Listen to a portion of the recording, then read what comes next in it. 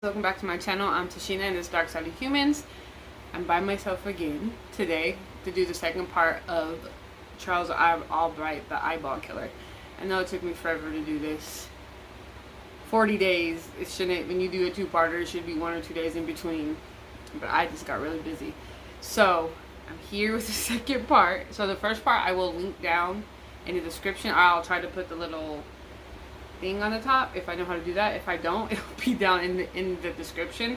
You have to know about watch the first video to understand what's going on in the second video. The first video is about his childhood, growing up, his adulthood, his teenage years, all that. This one's about the murders, about when he got caught, and the trials. So, and I also have my laptop down here because Portia is actually the one that corrects me about the names and the dates, so I want to make sure that I get that as accurate as I can get it. So I got my laptop down here, so I might be looking down a little bit just to make sure I got all the information right. So yeah, so let's get into the dark side of humans. Back, so let's get started on the second part of, okay, I got my laptop down here, so don't mind. The first victim was found December 1990, and the body was dumped in a lower class area of the South Dallas neighborhood. She was just dumped out in the middle of the neighborhood, not hidden, they weren't trying to hide her, they just left her out there exposed. She had her just her bra and her shirt on, which the bra and the shirt was lifted over her breast, and it was just exposed. So she was badly beaten of the face and of the chest, and then she had a gunshot wound to the head. That was a .44 caliber gunshot wound to the head, and she was just left out there. So one of the neighbors that found her covered her up with a flower bed cover, you know, because she was just out there exposed. I understand where he was coming from. We all would want to do that, but just don't do that.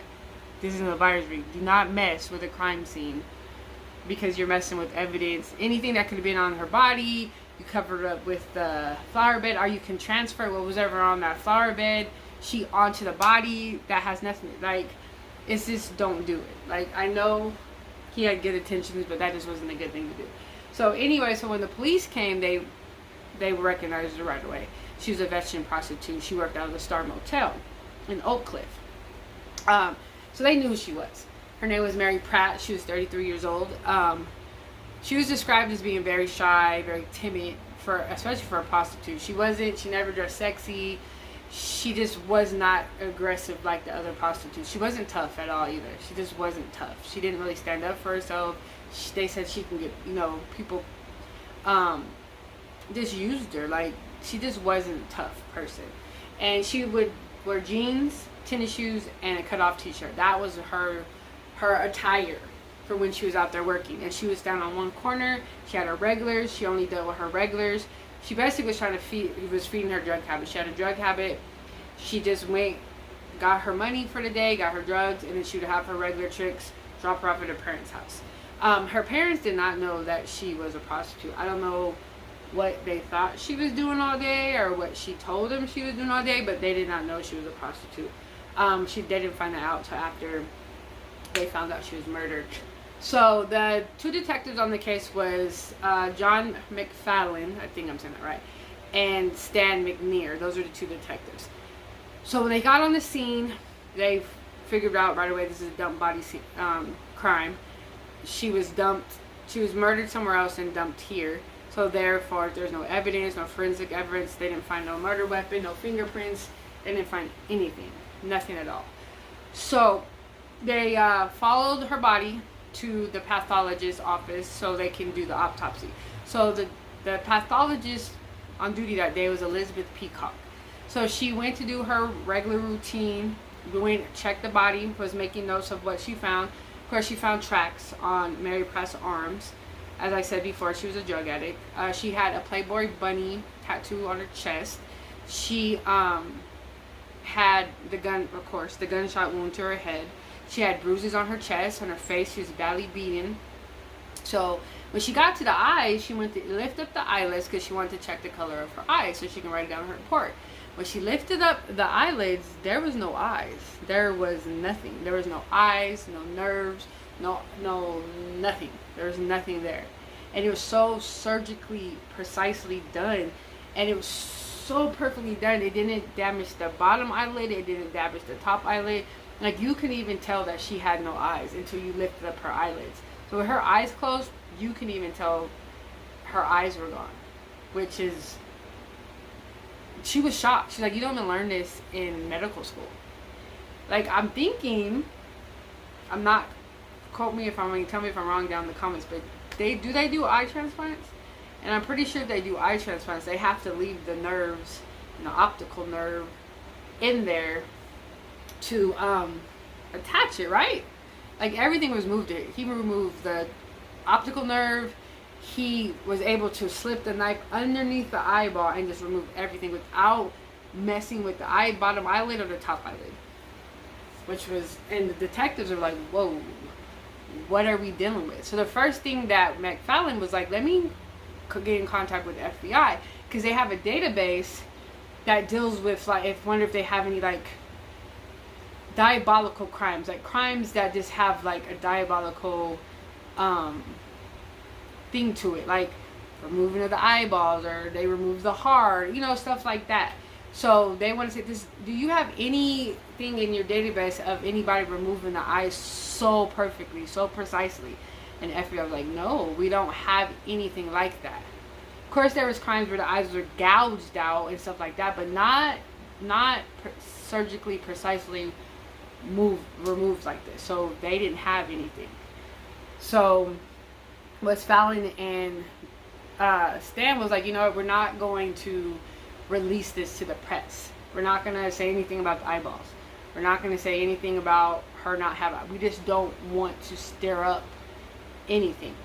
So it wasn't a big story. I mean, it was just another dead prostitute, which is sad that people think that, but it was just, oh, it's just another dead prostitute. So she didn't get no news coverage. It was like in the back of the newspaper, a little small article, you know, saying that of her death, but because they didn't mention the removal of the eyeballs, they didn't want to spark anything yet. They want to get more evidence and more, you know. I cannot sit on the floor. I am old. My feet is tingling. Jesus. Anyways. So, yeah, so she didn't get no coverage. She didn't get no coverage on that. So there's two beat cops, and they were stationed, I want to say stationed over by the Star Motel. So their job was basically to keep an eye over there with the prostitutes, the drug dealers, stuff like that.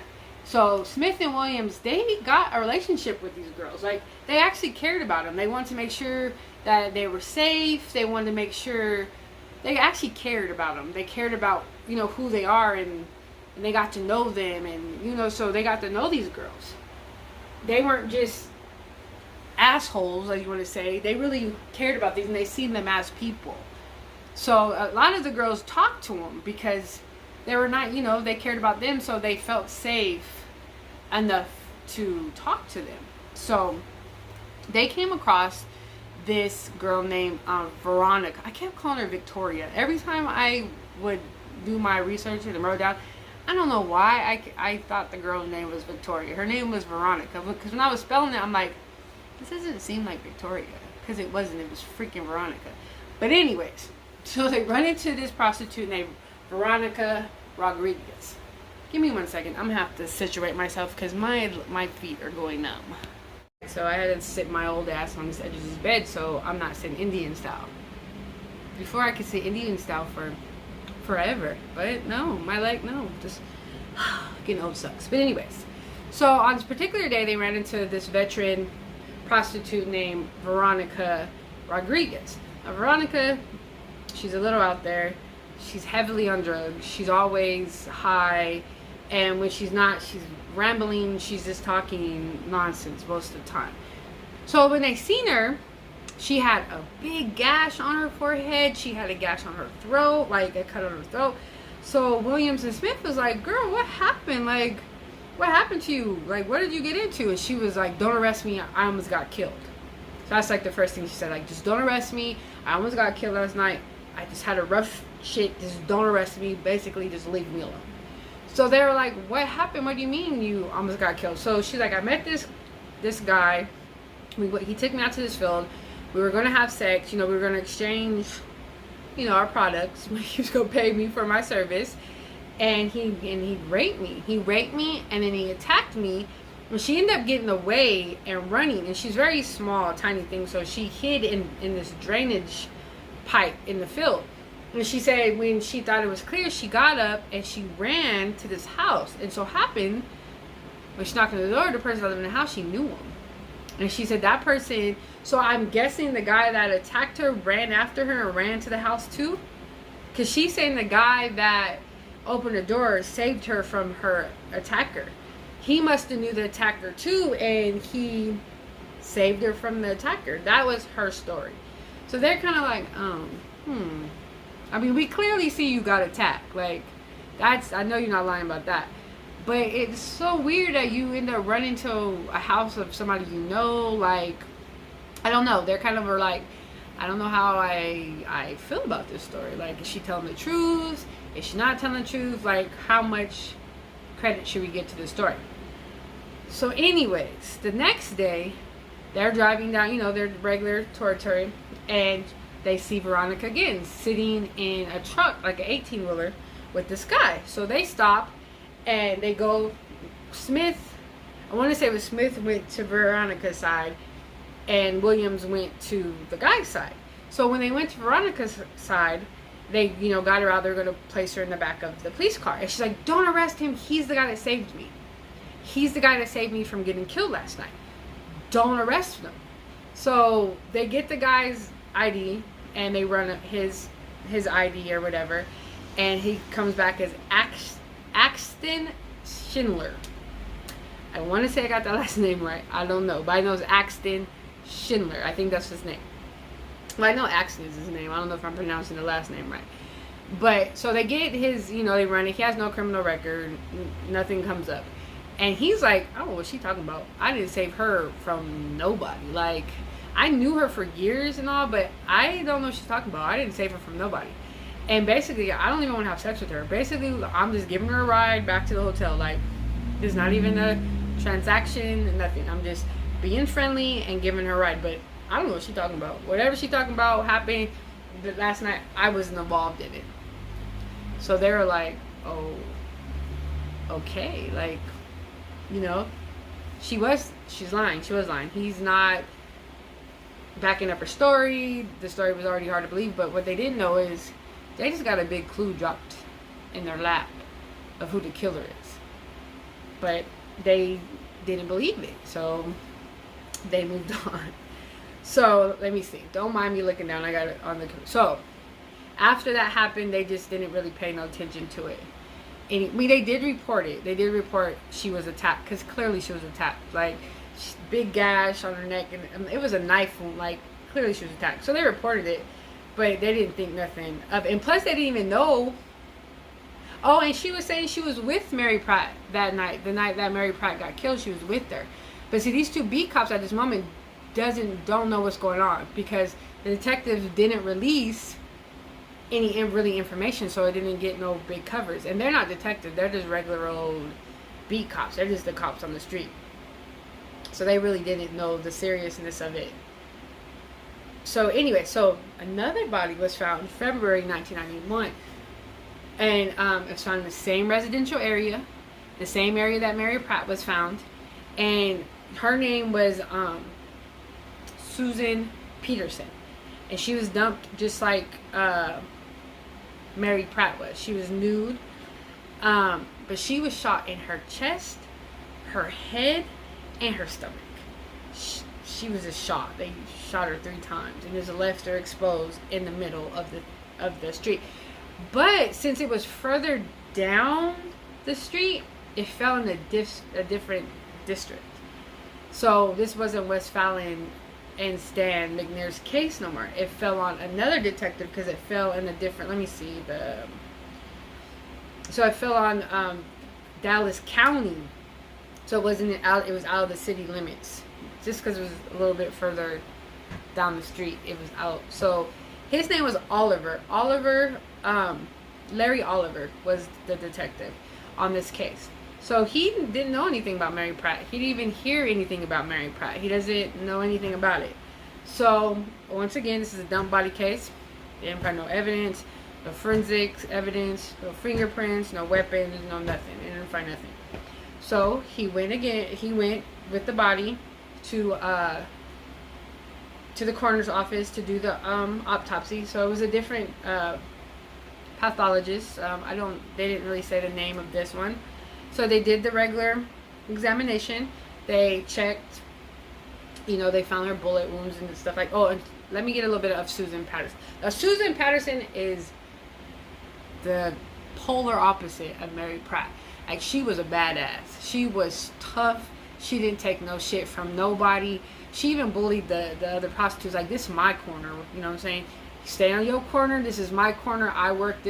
She was aggressive and tough. That's what they described her. Very tough. She didn't take shit from nobody.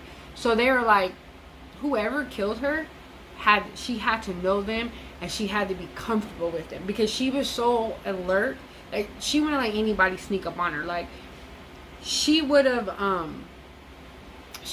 fought back. There was no defensive wounds, no nothing on her. Like, nothing. So she didn't fight back. So they're like, whoever did this to her, she had to know them. Like, she had to know them. And same with Mary Pratt. It was like, she only dealt with regulars.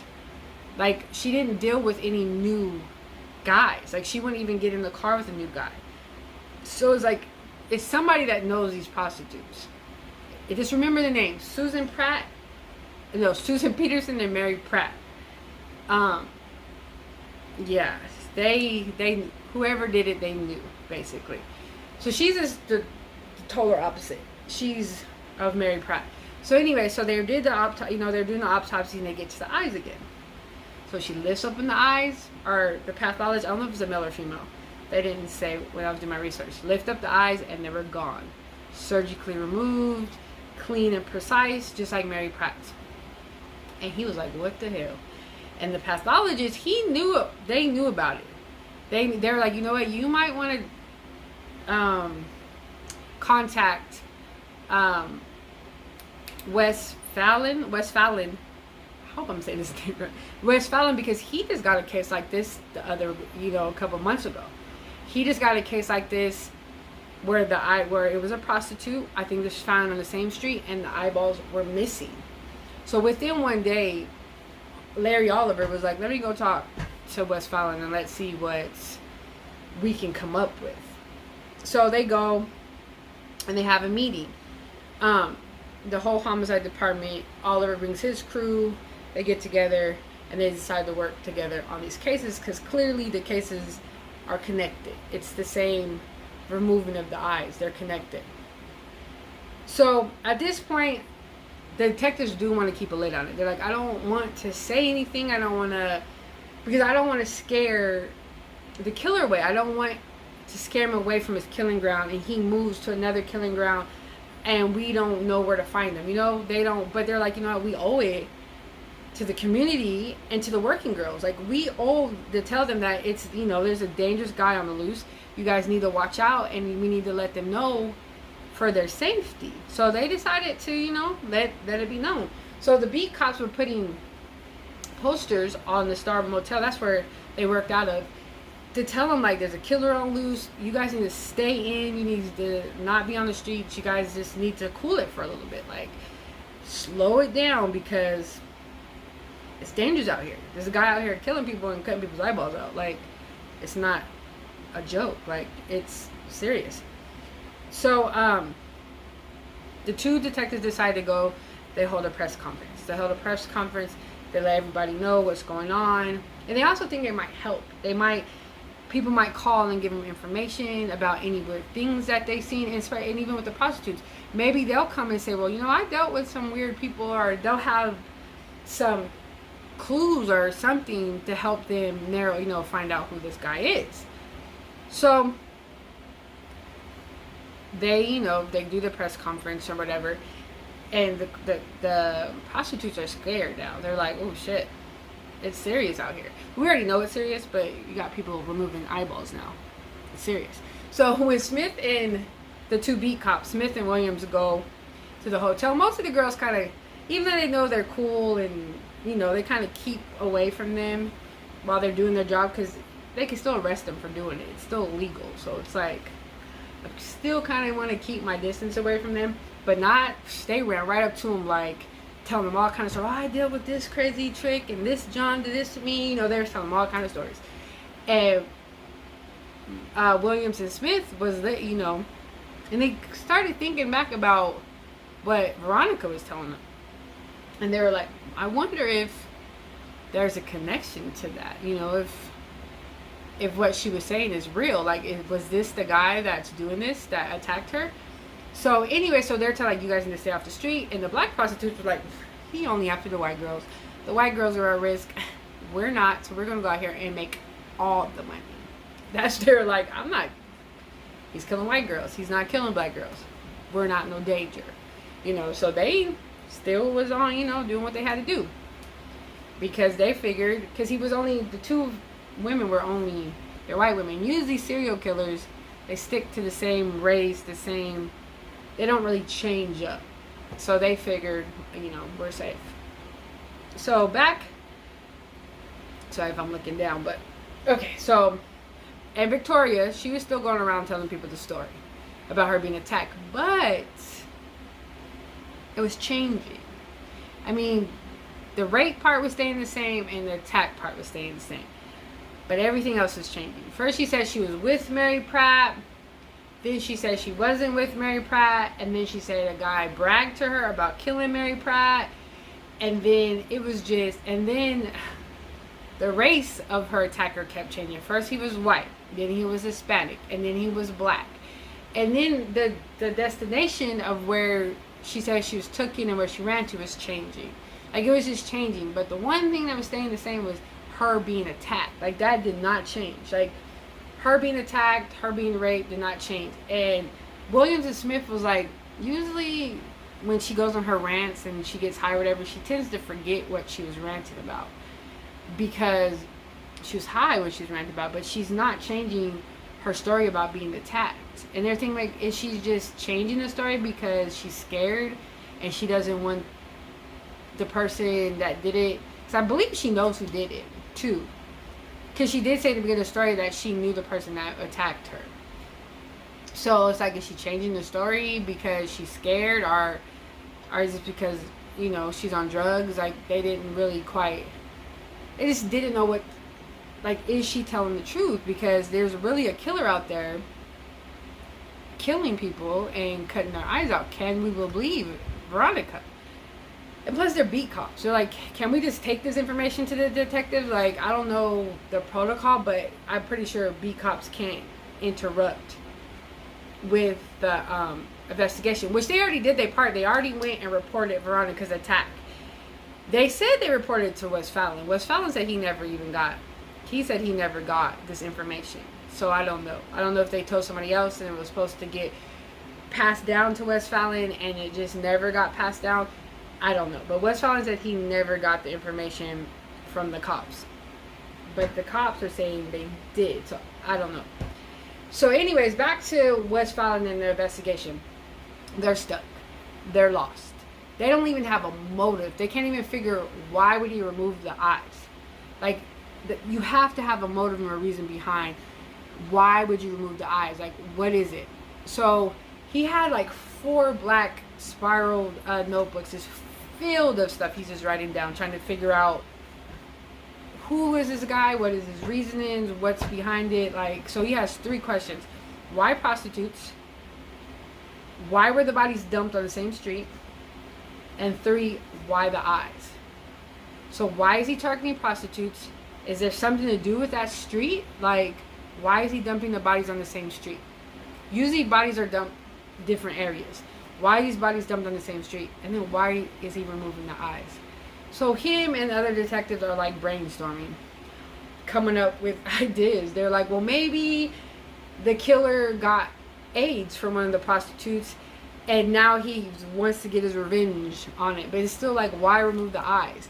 And then one guy comes up with, maybe he believes that the killer, that his face is forever going to be embedded in their eyeball, so they have to take the eyeballs away. Or maybe it's a sexual fantasy. Maybe it's a sexual aspect to it of him removing the eyes. Shit. Or maybe he's just eating them. Maybe he's just eating the eyes. They don't know why this man is removing the eye. Man, or they don't know yet it's a man or a woman, but I'm pretty sure they figure it's a man. Why is he removing the eyes? Like, what is behind it? Why is he removing the eyes? So, on March 19th, a third body was found. Oh, and let's back it up a little bit. The one thing they did know about the killer that they can say they know he's strong enough to drag these bodies in and out the car. And they know that they're pretty sure that he knows the prostitutes that he's killing. And 3, he has surgical skills of how he's removing the eye. So that's the 3 things he do know about it. But on March 19th, another body was found. But this time it was on a different street. It was in a different area completely. Just dumped the body. She was completely naked. Dumped her right in front of an elementary school. Just slumped up against the curb. The kids can see her body while they're walking to school. And there's like an unopened condom left by her. And she was just left out there by the school. And she was shot, of course, with a .44 caliber. Just left out there. But it was a different area. It's not... And she was black. She was a black woman. So the first thing McFarlane did, because the pathologist that was on the forensic field worker was on there, he's like, go check her eyes. Go check her eyes. So he lifted up her eyes and her eyes were gone. Her eyes were removed. But the difference was this time he must have been rushed or what, but the X-Acto knife, the blade, broke off in her eye underneath her eyelid. So this wasn't just as clean. It wasn't as clean as the other one. So they don't know if he was interrupted or what happened, but this wasn't as neat and clean as the first 2. And this was what Westphalen and Stan McNair was fearing when they went to the press. Now he changed his location. He changed the type of, because he was only killing white women. Now he's killing black women. But maybe it doesn't have to do anything with the race. Maybe it has to do with just their prostitutes. Like, I don't really think the race has anything to do with it, because if he's just killing prostitutes, he's just killing prostitutes. Like, I don't think it matters the race of the prostitutes. I think it's just the job. If that's what he's doing, if that's his motive, I think it's just the job that they're doing. That's why he's killing them. But he moved. I think he knew that, the Star Motel in that area over there is getting hot. So I can't dump the body over there. And plus, they had McFarlane had undercover cops go watch the prostitutes, where he dumped the body. So, it's hot over there. So the killer's like, no, it's hot. I'm not getting caught. I'm just going to go dump the body somewhere else. And that's what McFarlane and them feared. Like, why? I knew this was going to happen. Like, I knew this was going to happen. He was going to move grounds or whatever. So let's go back to Albright. Let's talk about, he's older. I think he's 55 years old. And that's what gets me too. Like, usually serial killers are killers. They tend to kill early. Like, they tend to kill, I don't know, like, if you guys watched the first video, or if you already watched the first video, he was a petty theft. Like, he stole, he forged stuff, he did stuff like that. I mean, he did have a sexual assault on a minor, but no murder, no violent crimes, no nothing like that. But when he got older, people tend to seem that he started changing. Because even in the first video I talked about, because he was a regular of the prostitutes, but he was nice. They always described him as nice and polite. They all called him Old Man Charlie. Like, but then he started changing. Like, he started wanting weird things done to him, and he started talking to them very disrespectfully. So a lot of them was like, I'm not fucking with Charlie no more. Like, he's tripping. So this here is another incident of, and his friends said he's just the nicest guy. Like, they never seen him get angry. That he didn't like confrontation. they never seen him have an outburst or nothing. He was just good old Mr. Charlie. That's what they called him. So he played softball. He was on a softball team. Older guy softball team. And one of his teammates remembered this incident. So they were all, after the game, they're all sitting down, drinking beers, shooting the shit, as they want to call it, just talking, and a car full of women drive up, and the teammates start joking, like, I bet they're prostitutes, I bet they're whores. Like, Charlie, go over there and try to get a date with them, or, just joking with them. And he was like, no, I'll kill them all if I could. And they were like, what? Like, what did you just say? He was just like, I'll kill them all. And they're kind of like, did I hear you right, Charlie? Because you were, what? So one guy tried to make a joke, which is a very insensitive joke, talking about, but we need whores, because if there's no whores, then, but whores keep men from chasing after married women. Like, what? What? And why are you going to call them whores? Whatever. That was just distasteful. And in the article, I know this is getting off track, but the article that I got all my information from, the reporter, I don't know why, but he was just describing, when he would talk about them, he would say whores. He would say, oh, the whore said this and that, or the whore hotel, or the whore got in the car. And I'm like, what? That is not their names. So, what? That to me was very disrespectful. Like, why are you calling them whores in this article, or in this, what? That is not their names. That's not what their moms named them. Why are you calling them, just say that women, the girl got in the car, or why? They were calling it like it was their damn names. Like, that pissed me off. That kind of pissed me off. And that's what kind of slowed me down, too, because I was like, what do I didn't want to read this, because this was pissing me off. But anyways, back to my little rant, because that was just wrong. I didn't like that. I didn't like that at all. And usually you don't ever see that. Like, reporters don't do that. But whatever. It was very distasteful. Very distasteful. So anyways, so they're like, so when he said that joke, Charlie was like, hell nah. And just walked off and stormed to his car. Just walked off, stormed to his car, got off and drove away. And they were just sat there in shock and like in disbelief, because like I said, Charlie would never say anything like that. They said he would never, especially something violent like that. Like, what? So the next time they seen him, I don't know how far along the games are between, but the next time that he seen him, they were like, Charlie, like they had to ask him, like, Charlie, what was up with you that day? Like, what did you mean by that? Like, what's going on with you? Like, we were just joking, like, we didn't mean to upset you, but what was that about? And he was like, well, that's a touchy subject for me, because my mom was a prostitute. And he's not talking about his foster mom, Dale. Which if you go to the next, if you watch the first video, Dale was his foster mom. He wasn't talking about his foster mom. He was talking about his birth mom. He said that she was a prostitute, and that was just a touchy subject to him. But people that were try to find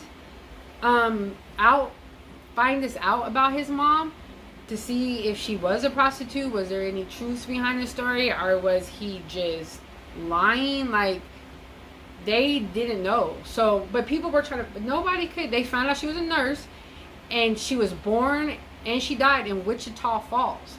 And I'm pretty sure if she was born and raised and she just lived in Wichita Falls her whole life, I'm pretty sure somebody would be like, yeah, she was a prostitute. But all they can find out that she was a nurse. I'm pretty, like I said, you would know if that's where she lived and died at. Then, and Wichita Falls doesn't sound like a very big town, so I'm pretty sure they could have found some information that she was a prostitute. And then when Charlie found his birth mom, his family described that he was just happy. He was delighted that he found his mom. Like, he would visit her on multiple occasions.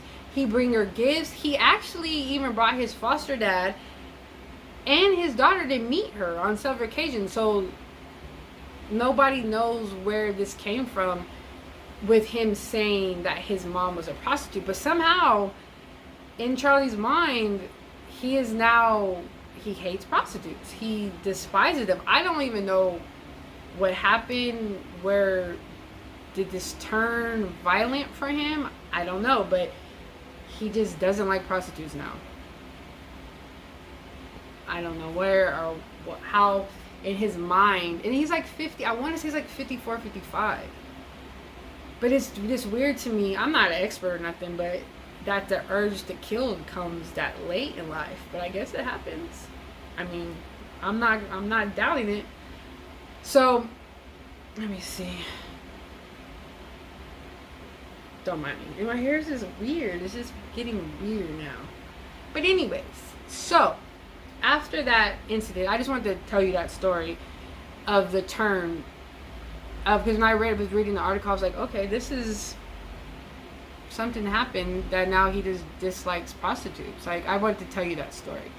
So anyways, the Smith and Williams were doing their, now all the women, after they found out about Shirley and that the third victim got released, there is no prostitutes on the street. You barely seen, and the Star Motel was like a ghost town. They said it was empty. They weren't, even the black prostitutes, like, oh, now they killing black girls now? Like, nobody was on the street. Like, they were like, nah. But they're driving around and they've seen, her name is White. Sorry, I want to make sure that I get their names right. Brenda White. Brenda White. So Brenda White was a veteran prostitute, 17 years. She's been doing this for 17 years. Her favorite spot is on the corner right in front of this church. So Smith and Williams see her and they're like, girl, what are you doing out here? You know there's a killer on the loose. Like, what are you doing? And they're killing black girls now. So you can't say, oh, they only kill, like, you need to go. Like, and she's like, oh, you know what? Let me get my black ass off the street. Because a couple of days ago, I just had to deal with this crazy trick. I had to end up macing him because he was trying to jump on me something bad. Like, it was just crazy. So this dark station wagon pulled up and I got in and he was trying to take me somewhere to like this field. I was like, no, I don't go nowhere new with new tricks. Like, I have a special, I only go to this hotel. For my safety and everything, I don't go to new places. And he got mad. Like, he was like, you motherfucking whores, I'm gonna kill all y'all motherfucking whores. Like, just going off, right? So when he went to grab her, she sprayed him with mace. She sprayed him in the face with mace, and she jumped out the car. She threw open the door and jumped out the car, and she said she broke her favorite patent leather red pump. She broke the heel off it trying to get away from him. And she described him as a husky, good looking, you know, older gentleman, white man with black and white, like salt and pepper hair. He had cowboy boots on, a t-shirt, and jeans. But she was able to escape because he went to grab her. I don't know what he was planning. She was going to be victim number 4. But she was out. She wasn't playing. She wasn't playing at all. She was about surviving. So she got out. So the rest of the day, Smith and Matthews, they just couldn't shake. They couldn't shake Veronica's story. They couldn't shake what Barbara just told them. They're like, I think the same person that attacked Veronica, I think she's the key to all this. Like, I think she knows who's doing this. Like, I think she knows.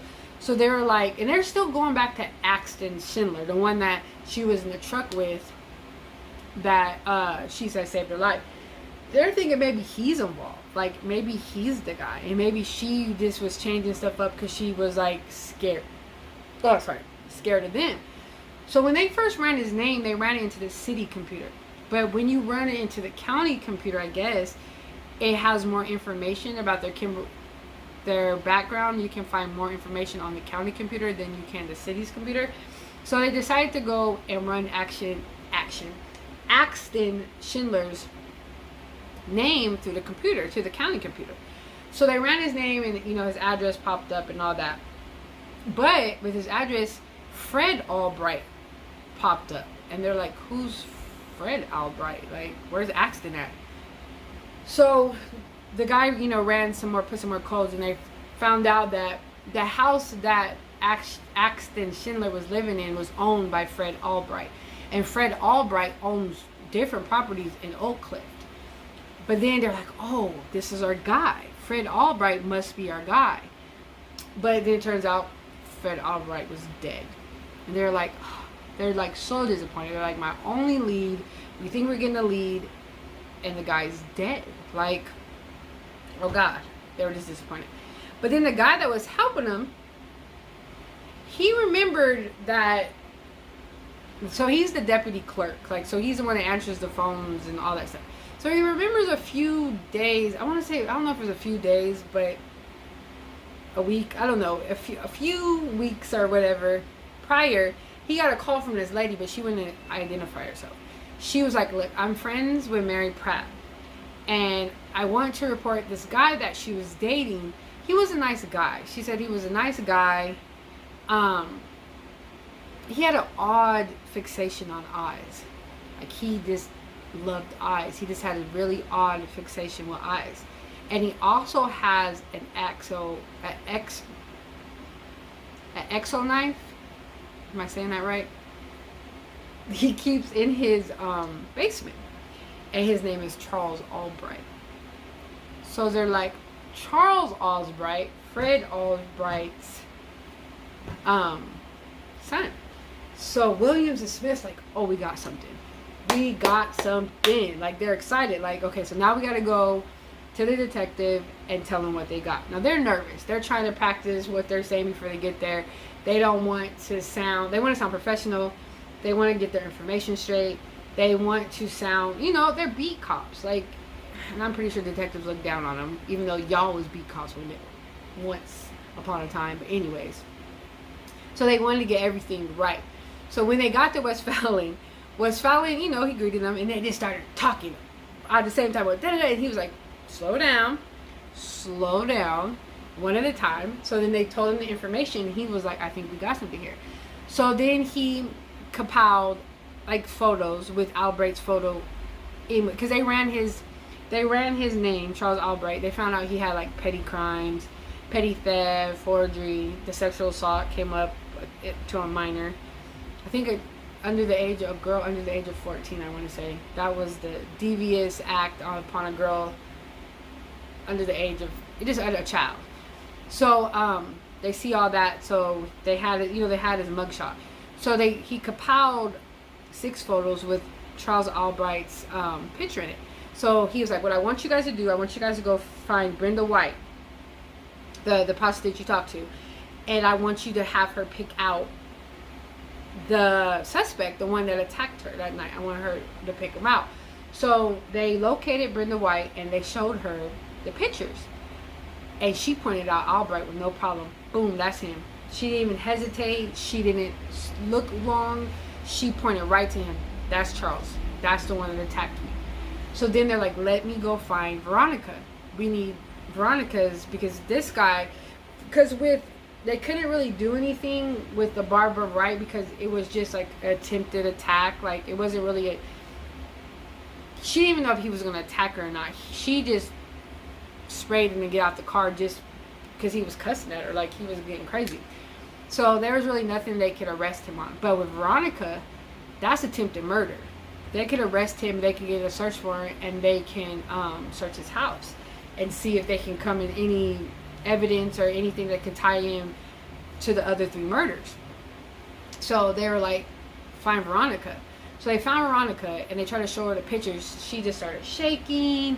She didn't want to look at the pictures. She was just, they said she was visibly scared. She just didn't want to identify him.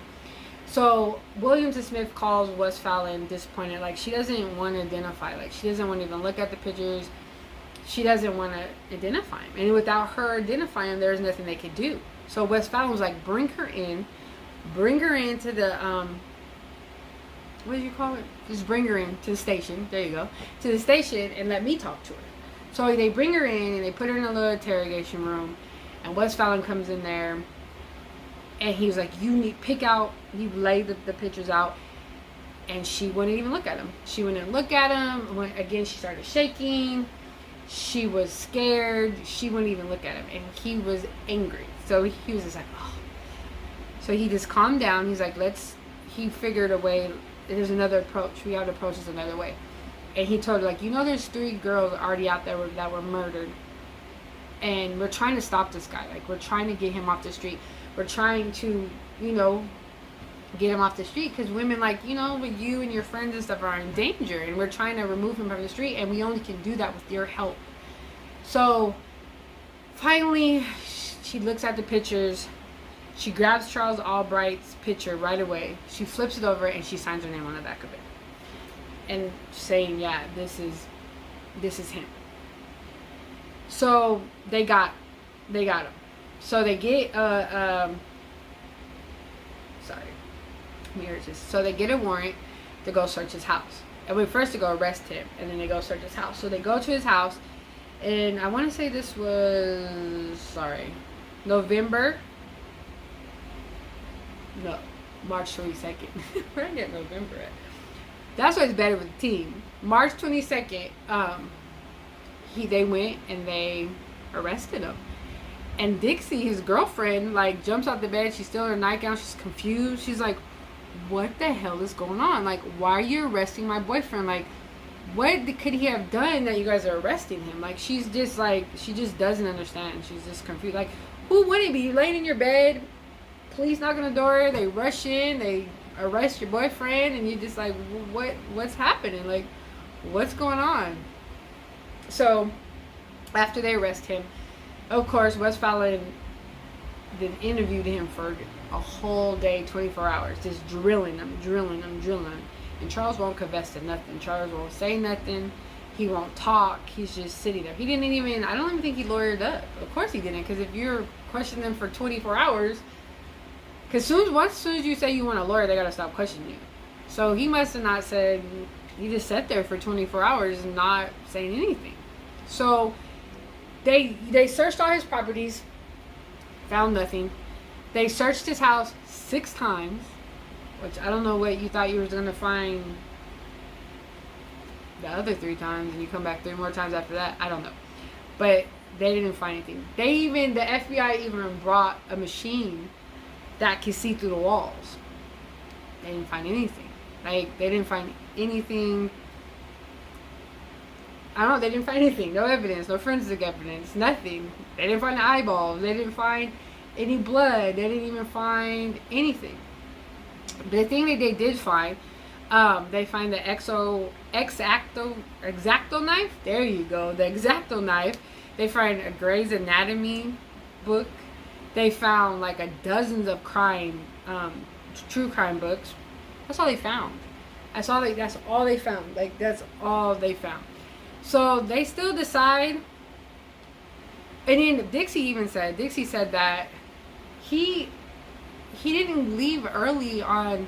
Oh, but what I forgot to mention is that Charlie took a newspaper job, like delivering newspapers at night. And Dixie wasn't feeling that first. Dixie was like, no, I can't sleep when you ain't in the bed. Like, why you got to be out at night? He's like, look, we can just use the extra money. Because they were living off of Dixie's check. Like, if you guys watch the first video, he didn't work. Charlie did not like working. Charlie cannot keep a job. So they were living off of Dixie. So Dixie found, was like, you know, we can use the extra money for traveling, or like when you do your softball and we travel, we can use that when we travel for your softball team. So she was fine. But when the cops questioned her, she said he never left any earlier. He came back on time from his newspaper job. Like, and then people that they talked to said they never even seen Charlie with those prostitutes that night of the 2, Mary Pratt and Susan Peterson. They never seen him that day, the day that they got killed. He was never with them. So, I mean, it's not very much evidence against him, but they still decided to, you know, try him. And what happened? Veronica, she decided to work for the defense. She decided to be their witness for the defense. She said that she was never attacked by Charlie, that Wes Fallon bullied her into picking his picture, that she didn't even like know him, or, you know, she was for the defense side. I don't know what made her jump to the defense side to testify. She went on up there in front of the, you know, the jury and the judge and testified on his behalf. So I don't know. I don't know. I mean, did Wes Fallon really bully her into doing it? Because he was very, like, he wanted to talk to her. He needed her to pick out Charlie. Like, he needed that to get those, get that warrant. So I'm like, did he bully her? I mean, but who attacked her? I don't know. That's just, I don't know. So they didn't have much evidence. The only evidence they had was hair that they found of the girl. Supposedly they found, supposedly, it wasn't a match, but hair that looked similar to Charlie's pubic area on the women. But they weren't for sure, they couldn't be positive it was his. It was similar. That's all they kept saying. Similar hair was found that was matched.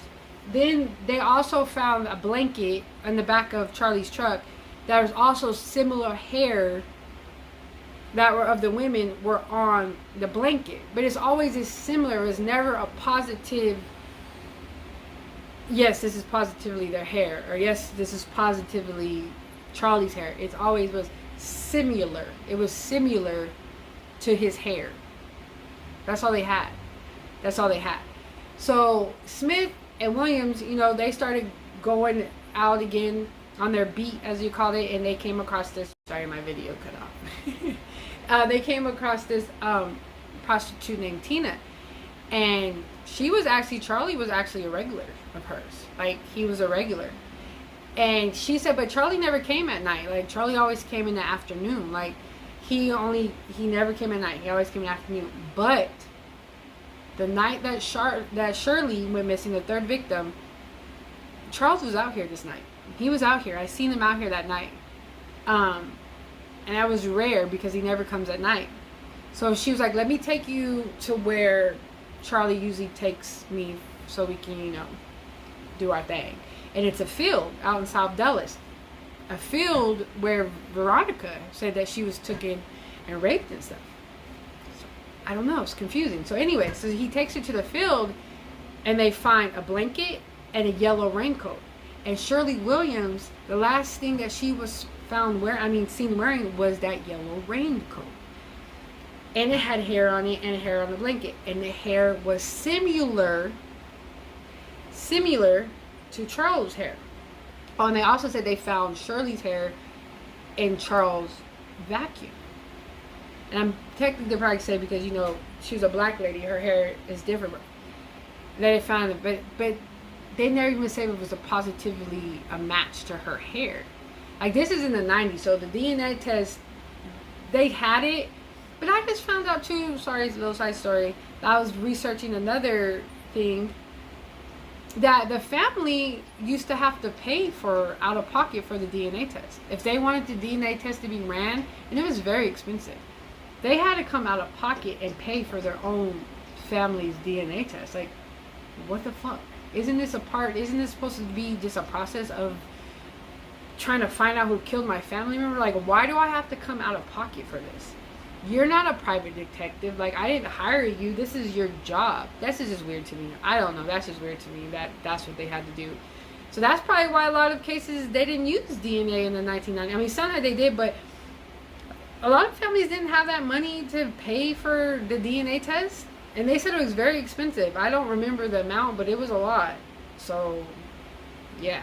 So they didn't do a DNA test on it. They were just going by what it looked like. Like, oh, it looked like Charlie's hair. Or this looked like Shirley's hair. And that's all they had. Now, the evidence of finding her raincoat in the area where this is where he takes all his girls. This is where Charlie takes these girls, is to the field. That's kind of like good evidence that that coat and stuff is found there where that's where he usually takes, you know, his client, or, you know, the prostitutes. So, you know, so they end up convicting him. He ends up getting guilty, but they can only convict him for Shirley. The evidence was so strong for Shirley, they convicted him and he got life. But they couldn't convict him on Mary Pratt's and Susan Peterson's murders. They can only convict him on Shirley's murders. To this day, he says he's innocent. His family is saying he's innocent. I don't know. Like, when I was doing this case, when I was researching this case and I was reading it, I'm like, I mean, it all comes, it just, I don't know, it's very, very, very circumstantial for you to put a man in jail because his hair looked similar to his. Like, it was never proven to be his. It was just similar to his. They looked under the microscope and like, yeah, this looks like his. But I'm pretty sure his hair could look like anybody's hair. They didn't do a DNA test or anything on it. I don't know. Like, nobody's seen him with Mary Pratt and Susan that day. They never seen him with Shirley either. The prostitute seen him out that night, the night that Shirley went missing. Which, you know, is rare. He never went missing. Like, was this a copy? Like, somebody else was doing the other 2 murders and I don't know. But he did know how to remove the eyes because he did taxidermy. Like, and he did have a fixation with eyes. Like, he's had a fixation with eyes since he was young. So, I don't know. But yeah, he got life and he's still saying that he didn't do it. And a lot of people are saying that he's an innocent man in jail. But they're trying to tie him to other murders. There's other unsolved murders that they're trying to tie him to. So, I don't know. I mean, it's very circumstantial. And I'm not saying, it's rare for me when I see he starts getting violent like that. I mean, something could have happened. I mean, something could flip in his mind for him to say that his mom was, something could have happened. But he was never violent. I mean, he did sexually assault a little girl. But it was never like, it was always little petty stuff, like stealing and forgery. And, I mean, did he progress to being a serial killer while where's the eyes? Like, if you're so fascinated with killing and with the eyes, like other serial killers, they keep trophies. Like, people end up, when they search their house or their car or whatever, they find things. They find the little souvenirs they keep. They find the, you know, when people remove women's nipples, they find the nipples, but they didn't find the eyeballs. They didn't find anything. They didn't find no forensic evidence. They didn't find no blood to link him to nothing. They just find hair that was similar to his. I don't know. Please comment at the bottom of this video. Let me know what you guys think of this story. Do you guys think he's guilty? Do you guys think he's innocent? Because I'm like on the fence with it. Because, I mean, it does sound, he knew Susan and Mary Pratt. Like, he knew them. So I don't know. It's like, and they said that the people that would have killed them are somebody that they knew. So I don't know. Like, I'm on the fence with this one. So leave down in the comment. I hope you guys enjoyed it. I know it was a little rambling. But I hope you guys enjoyed this video. And please comment down. I want to know what you guys' thoughts on this. Like, what do you guys really think about this? Because I've seen people win cases on circumstantial. I was going to say circumcision. Evidence.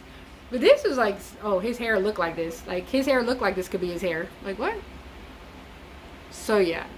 But no other killings happened after that. I mean, after they locked him up, nobody was cutting people's eyeballs out. So, I don't know. But let me know what you guys think in the comments. Please like, share this video. And I hope you guys, enjoyed it. And I will see you guys in our next one.